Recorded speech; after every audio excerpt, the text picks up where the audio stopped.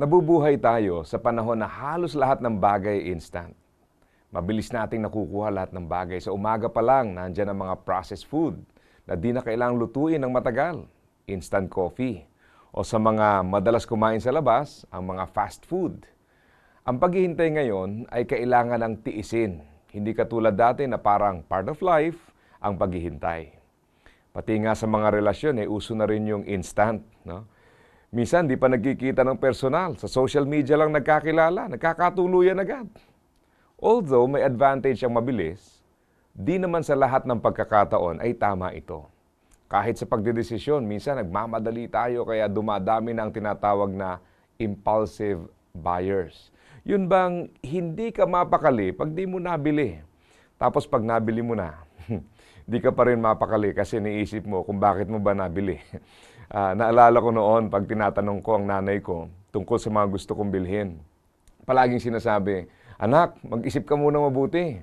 Siyempre, mamimilit naman ako. Sasabihin ko na, nag-isip naman ako, nay.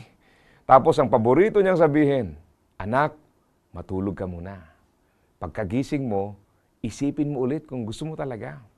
Ang kaso lang, pag natulog na ako at nagising na ako at gustong-gusto ko talagang bumili, ang sasabihin naman niya, matulog ka ulit. Ngayon, na sariling pera ko na ginagamit ko, nakita kong wisdom ng napapag-isipang mabuti ang mga bagay bago tuluyang desisyonan. Kasi madali naman talagang bumili, pero ang mahirap, yung magkaroon ka ng pambili. Kapag kasi napag-aralan mong mabuti ang isang bagay, malaki ang chance na hindi mo panghihinayangan ito. Ang mayroong quality of life ay hindi yung madaming pambili, kundi yung masaya sa kanyang paggamit ng kanyang pambili. Masaya ka kasi di ka nagsisisi, hindi ka nanghihinayang, at di ka nagpapadaig sa udyok ng damdamin. Yung bang may self-control ka. Alam mo, sabi sa Bible, higit na mabuti ang taong mapagpasensya kaysa sa taong makapangyarihan. Higit na mabuti ang taong nakapagpipigil sa sarili kaysa sa taong nakakasakop ng isang lungsod. Ang tunay na kapangyarihan pala ay hindi lang nasusukat sa pagpapasunod mo sa iba, kundi sa kakayahan mong makapagpigil sa iyong sarili. Mahalagang teaching ito kasi may mga pagkakataon talaga na hindi tayo nagiging masaya sa biyaya dahil hindi natin nagagamit ng tama. O minsan nakakatawa, di ba?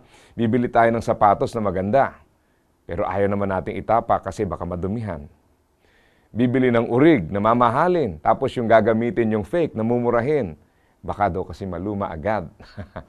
Kung minsan, parang mapalad din yung mga pinaghihirapan ng husto yung pambili kasi napipilitan tayong mag-isip ng mabuti kung kailangan ba o hindi at kung yun na nga ba talaga ang dapat bilhin. Mainam na makita natin na ang pagpipigil sa sarili at ang pag-iisip ng mabuti ay mga katangiang dapat napasalamatan. At ito ang natutunan ng mga taong limitado ang pambili. Kaya pag nakakadama ka na parang buti pa yung iba, kahit anong gusto nabibili nila, huwag ka malungkot.